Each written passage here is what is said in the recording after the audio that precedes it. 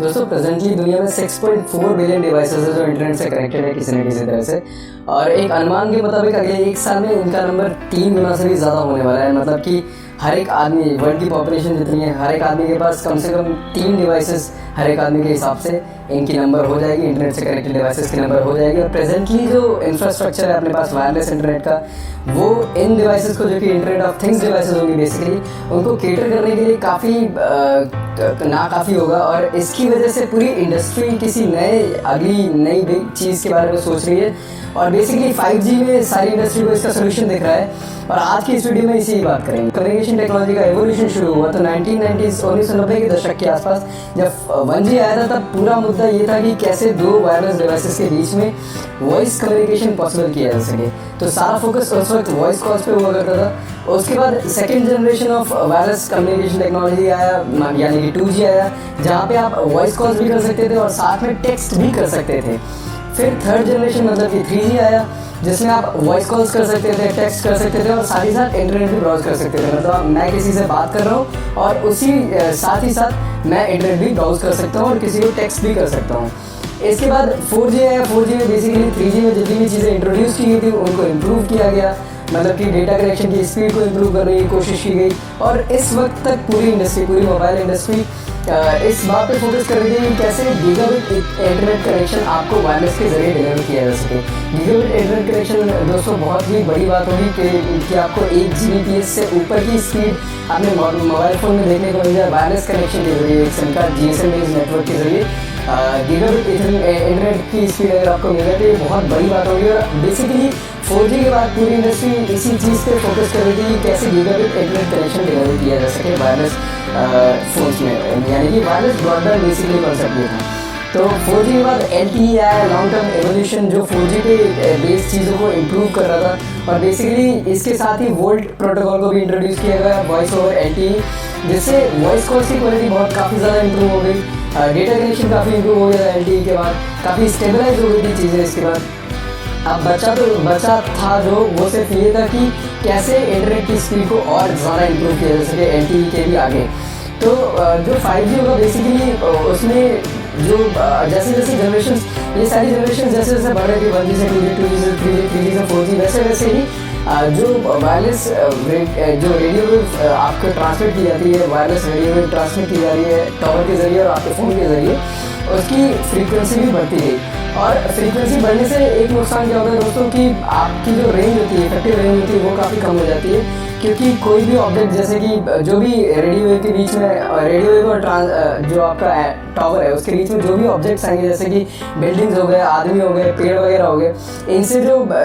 Strength है radio wave की वो काफ़ी ज़्यादा इफेक्ट होती है जैसे जैसे आप फ्रीक्वेंसी बढ़ाते जाते हैं। कम फ्रीक्वेंसी होगी तो रेंज बहुत ज़्यादा होगी, क्योंकि वो ऐसे ऑब्जेक्ट से अफेक्ट नहीं होगी। ज़्यादा फ्रीक्वेंसी होगी तो जो रेडियो वेव है वो ज़्यादा अफेक्ट होती है ऐसे बीच में आने वाले ऑब्जेक्ट से। तो 5G के बाद जब रेंज और कम हो जाएगी टावर्स की, तो ये जो सिनेरियो है, ये जो वेरिएशन है आपके सिग्नल स्ट्रेंथ में, वो और ज़्यादा देखने को मिल सकता है कंज्यूमर्स को। बहुत ही ज़्यादा हाई फ्रिक्वेंसी रेडियो वेव्स को यूज़ करेंगे, जैसे कि फॉर एग्जांपल 4G में हम 20 मेगाहर्ट्ज़ तक की रेडियो वेव्स को यूज़ कर रहे हैं, 20 मेगाहर्ट्ज़ फ्रीक्वेंसी की रेडियो वेव्स को यूज़ कर रहे हैं। और जो 5G में प्रपोज किया गया है वो 6 गीगाहर्ट्ज़ से लेकर 40 गीगाहर्ट्ज़ तक की रेडियो वेव्स को यूज़ करना रेकमेंड किया गया है, प्रपोज किया गया है। तो ये काफ़ी ज़्यादा है दोस्तों इन कंपैरिजन टू 20 मेगाहर्ट्ज़ जो 4G की है। और अगर आपको एग्जांपल दूँ तो आपका जो घर का वायरलेस ब्रॉडबैंड वाईफाई कनेक्शन है वो वाईफाई 2.5 गीगाहर्ट्ज़ पे ऑपरेट करता है, और कुछ वाईफाई राउटर्स जो हैं वो 5 गीगाहर्ट्ज़ पे भी ऑपरेट करते हैं। तो अगर आप कभी 5 गीगाहर्ट्ज़ पे ऑपरेट करके वाईफाई को देखें तो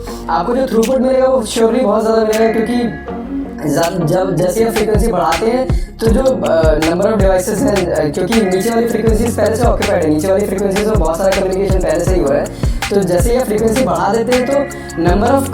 साइमल्टेनियस कम्युनिकेशन, एक साथ जो कम्युनिकेशन हो रहा है बहुत सारे चैनल के अंदर, वो कम हो जाते हैं। और इसकी वजह से जो पूरा स्पीड है आपके नेटवर्क के अंदर वो बढ़ जाती है, पर जैसे ही आप फ्रीक्वेंसी बढ़ा देते हैं आपकी रेंज भी कम हो जाती है। 5G के साथ भी है कि आप फ्रीक्वेंसी बहुत ज़्यादा बढ़ा दे रहे हैं, जिससे जो नीचे वाले चैनल है जहाँ पे पहले से बहुत सारे डिवाइसेस कनेक्टेड हैं, वो एक तो उसकी वजह से जो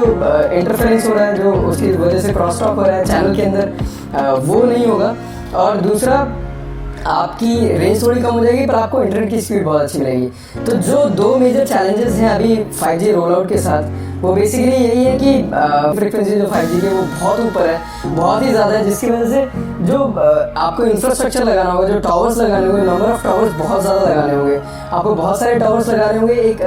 अच्छा खासा कवरेज देने के लिए। इसलिए 5G जो इनिशियली रोल आउट होगा वो बहुत अर्बन एरियाज में रोल आउट होगा, जहाँ पे पॉपुलेशन काफ़ी डेंस है, जहाँ पे कम से कम टावर लगाने पे ज़्यादा से ज़्यादा लोगों तक सर्विसेज पहुँचाई जा सके। और अनफॉर्चुनेटली इसी वजह से जो रूरल एरियाज है, जहाँ पे पॉपुलेशन थोड़ी कम है, जहाँ पे कंज्यूमर्स कम है, वायरलेस सर्विसेज के कंज्यूमर्स कम हैं, वहाँ पे अभी पुरानी टेक्नोलॉजीज यूज़ की जाएंगी, क्योंकि पुरानी टेक्नोलॉजीज जितनी पुरानी टेक्नोलॉजी है उतना ज़्यादा उसकी रेंज होगी, पर अनफॉर्चुनेटली थ्रूपुट उतना ही कम होगा। तो 5G आप इनिशियली अर्बन एरियाज में देख सकते हैं जहाँ पे पॉपुलेशन बहुत ज़्यादा है, क्योंकि उसमें खर्चा बहुत कम होगा और बहुत ज़्यादा लोगों को एक साथ कवर किया जा सकेगा नई टेक्नोलॉजी में, और इससे फीडबैक भी बहुत ज़्यादा मिल जाएगा इंडस्ट्री को, ताकि फ्यूचर में फाइन ट्यून किया जा सके। और जो दूसरा चैलेंज है इंडस्ट्री के सामने वो ये है कि जैसे मैंने आपको बताया कि 6 से 40 गीगाहर्ट्ज़ तक के चैनल को 6 से 40 गीगाहर्ट्ज़ तक के बीच की फ्रीक्वेंसीज को 5G यूज़ करने के लिए प्लान किया जा रहा है, पर पूरी इंडस्ट्री अभी एक सिंगल नॉर्म पे नहीं आ पाई है, सिंगल स्टैंडर्ड पे नहीं आ पाई है कि कौन सी एक सिंगल फ्रीक्वेंसी ऐसी है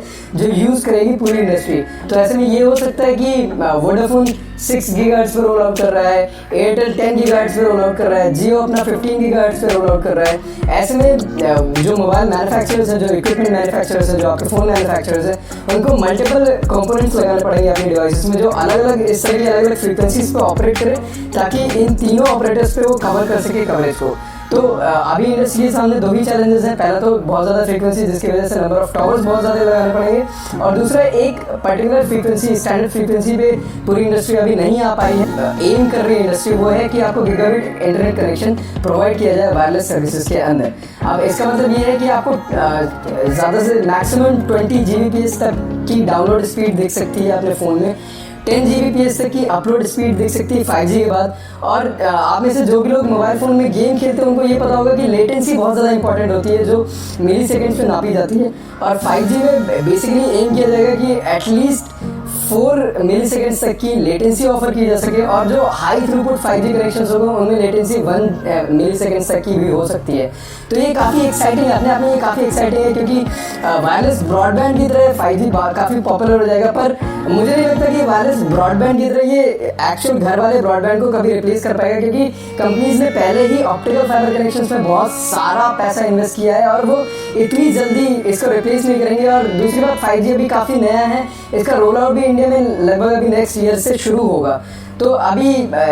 जैसे लोग अटकलें लगा रहे हैं कि 5G आने के बाद ऑप्टिकल फाइबर कनेक्शन, घर के ब्रॉडबैंड कनेक्शन की कोई ज़रूरत नहीं रह जाएगी, तो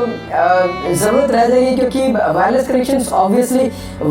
थोड़े कम रिलायबल होते हैं कंपेयर टू वायर्ड कनेक्शन। अगर आप गेम वगैरह खेलते हैं तो इट इज़ हाईली एडवाइजेबल कि आप फिर भी घर पे एक ब्रॉडबैंड वायर्ड कनेक्शन रखें, क्योंकि वायर्ड कनेक्शन ज़्यादा स्टेबल होते हैं। भले आपको लेटेंसी थोड़ी ज़्यादा मिलेगी पर वो स्टेबल रहेगी। मतलब ऐसा नहीं कि वायरलेस कनेक्शन के साथ क्या होता है कि एक बार लेटेंसी 4 मिली सेकेंड आ रही है, अगले सेकंड वो 128 मिली सेकेंड आ रही है, फिर 10 मिली सेकेंड आ रही है। पर वायर्ड कनेक्शन के साथ ये है कि वो स्टेबल रहेगा, अगर वो 50 मिली सेकेंड की आ रही है तो वो 50 मिली सेकेंड ही रहेगा, लेटेंसी ऊपर नीचे नहीं जाएगी। तो ये एक अच्छी बात होती है वायर्ड कनेक्शंस के साथ। और वायर्ड कनेक्शंस 5G के रोल आउट के बाद डेफिनेटली तुरंत रिप्लेस नहीं हो पाए।